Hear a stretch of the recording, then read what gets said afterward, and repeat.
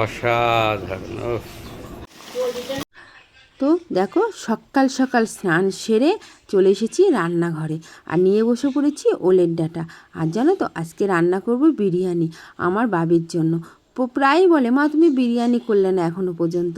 সেই অপমান কি আর সহ্য করা যায় বলো? তার সাথে সাথে তার বাবাও। ঠিক আছে আজকে যেমনই হোক তোদেরকে আমি বিরিয়ানি করে খাওয়াবোই খাওয়াবো। তার আগে দেখো শাকগুলোকে বেছে নিলাম, এবার এগুলোকে চলো জলে ভিজিয়ে রেখে দিই আর চালটা ভালো করে ভিজিয়ে রাখি। তো চলো ব্লগটা শুরু করা যাক। ভেবেছিলাম যে বিরিয়ানিটা আলুর দম দিয়ে করবো, মানে ইয়ে করে ভেজ বিরিয়ানি। তো বাবা মা বলছে খাবে না, তো আর কি করবো, কারণ টক দই নিয়ে আসো মায়ের জন্য। মা টক দই খেতে কিন্তু ভীষণ ভালোবাসে, টক দই দিয়ে ভাত খাবে বেশি খেতে, আর শাক ভাজা দিয়ে মা খেয়ে নেবে। আর বাবার জন্য একটু ডাল করব, একটু ভাজাভুজি করব, শাক ভাজা আছে, টক দই আছে, এটা হয়ে যাবে। তো বাবা এখন বয়স হয়েছে তো বেশি কিছু না খেতে চাইছে না, মানে বাবার একটু হজমের সমস্যা হচ্ছে, প্রচুর ওষুধ খাচ্ছে তো সেই জন্য। তো চলো রান্নাবান্নাগুলো এবার শুরু। এর আগে আমি কখনো করিনি, কিন্তু আমাদের বাড়িতে হয়েছে। আমার একটা দাদা এসে করেছিল, প্রথমবার একটা দাদা এসে করেছিল। আর কয়দিন আগে বুবু এসেছিল, বুবু এসে করেছিল। তারই কিছু মশলাপাতি রয়ে গেছে, করবো করে আর একদম মানে হয়ে উঠছিল না। চালগুলো না একটু মনে হচ্ছে না কেমন একটু পোকা পোকা। বাচ্চা তোমাদের সাথে গল্প করছি। তো তোমাদের নিশ্চয়ই হাসি হয়ে গেলো বলো যে আমি বিরিয়ানি এখন রান্না করি, পারি না তো কি করব। আজকেও কিন্তু ভয় লাগছে যে কেমন হবে না হবে। হ্যাঁ, তা আমি দিদিভাইকে ফোন করেছিলাম, বলছে ভালো হবে। বনি বলছে তুমি যেমন করবে মামুন তেমনই ভালো হবে। তো ওই যে এই সাহসটা আমাকে দিয়ে দিয়েছে, ওই জন্য আমি নেমে ভাতটা কিন্তু আমি বসিয়ে দিয়েছি। তোমার ওই যা যা দেয় ধরো গরম মশলা, দারচিনি, এলাচ, জায়ফল, যাই বলে কিছুই আমি দিলাম না, কারণ যেহেতু ওই যে ভাতটা তুলে রাখবো আমি, সেই জন্য এতে কিছু দিলাম না, কারণ ওই গন্ধটা দিলে না ওরা আবার ডাল দিয়ে খেতে পারবে না। দেখছি ওটা পরে কী করে দেওয়া যায়। ঠিক আছে চলো আগে ভাতটা হয়ে যাক। ভাতটা হয়ে গেছে, বাবা আমার ভাতটা না সরিয়ে রেখে না কিচ্ছু করতে পারছিলাম না। তো চলো এটা আলাদা করে রেখে দিই, তারপরে এদিকে ডিম আলু সেদ্ধ বসিয়ে দিয়েছি।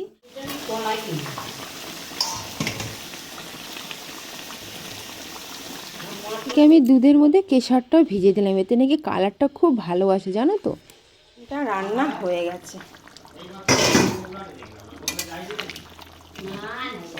কিছুটা আমি গ্রেভি দিয়ে রেখে দেবো, আর এই যে কিছুটা আলু টালু দিয়ে ওর মধ্যে দিয়ে দেবো, সেটা তোমরা পরে দেখাবো তোমাদেরকে।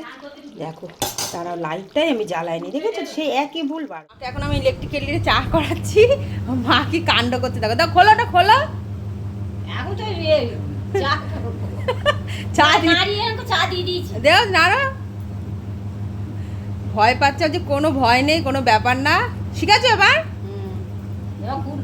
খোলো খোলো, আস্তে আস্তে খোলো, কোনো ভয় নেই, কালোটার মধ্যে গরম লাগে না।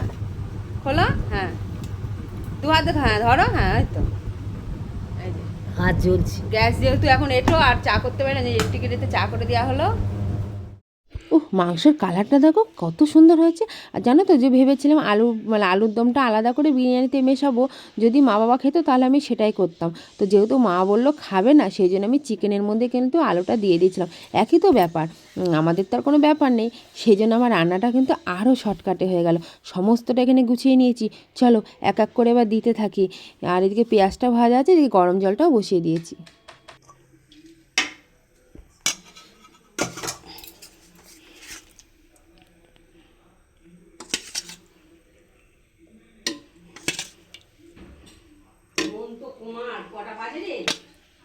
ডিম বেশি দিইনি, 3-4টে ডিম দিলাম। আর বিরিয়ানিতে ডিম না হলে বেশ বিরিয়ানি ব্যাপারটা জমে না, তাই না ভাবি?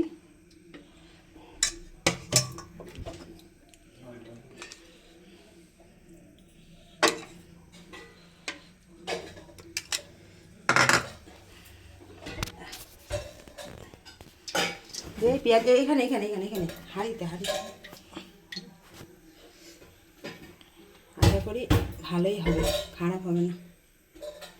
দেবো না যেহেতু এনে ফেলেছে, সেই জন্য 1 ফোঁটা দেবো, বেশি দেবো না একদম, কারণ বেশি সেন্ট হয়ে গেলে পড়ছে না। তো হয়ে গেছে পুরো রেডি।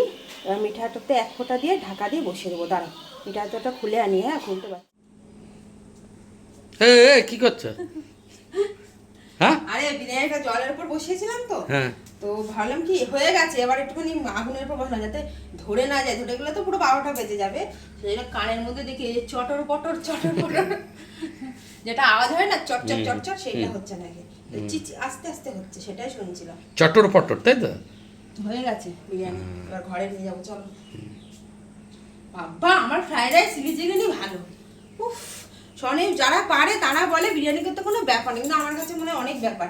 পেঁয়াজ ভাজো, যদি চিকেন দিয়ে করো চিকেন কষাও, যদি আলু দিয়ে করো আলু কষাও, যদি ডিম দিয়ে করো ডিম কষাও, তারপরে সেটাকে পরপর পরপর পরপর পরপর সাজাও।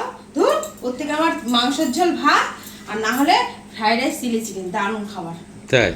যদি আজকে ভালো লাগে তোমাদেরকে আমি করে দেবো, দেবো না তা না, আর যদি খারাপ হয় তো বেঁচে গেলাম, আর করতে হবে না। জানি না কেমন হবে। তো এই যে দেখো, বেশ কিন্তু ঝরঝরে হয়েছে। এবার জানি না খেতে কেমন হবে। বাবিকেও দিয়ে দিলাম, বাবি খাচ্ছে ঘরে। বিরিয়ানি হচ্ছে এই যে আলুটা, দেখো এটা তোমার। লাগলে আবার নেবো। ভালো না হলেও খারাপ হবে না। এই আসো, ওদিকে আমি কিছুটা বেড়েও নিয়েছি। কই? ও,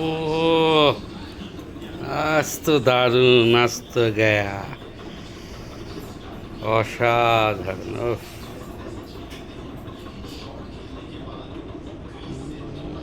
ফোকাস। এটা অনেকটা বেশি হয়ে গেছে, মহারানী খেতে বসে গেছে। অনেকটা বেশি হয়ে গেছে। ঠিক আছে, আমি আছি তো। ভালো আছে?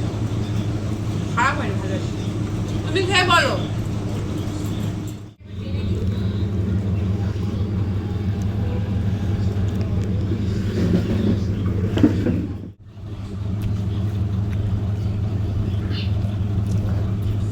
খেয়ে বলো। কি গো, দারুণ হয়েছে তো শুনো। দারুণ হয়েছে না? কি করে করলে এত ভালো? আমি তোমাকে কি বললাম প্রথমে, যে হাফ হাফ।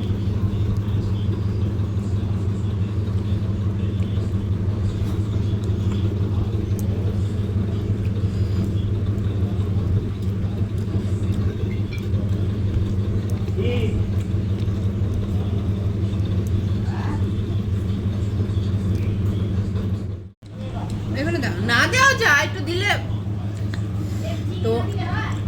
চিনি দেয় না, মানে একটু, আমি তো একটু দিই, ওই জন্য বললাম। তো চলো, সত্যি কিন্তু ভালো হয়েছে খেতে। তো একবার করে সাহস পেয়ে গেলাম, আবার করবো। টাটা, এখানে টাটা, দেখা হচ্ছে আবার সন্ধ্যাবেলা। টাটা বন্ধুরা।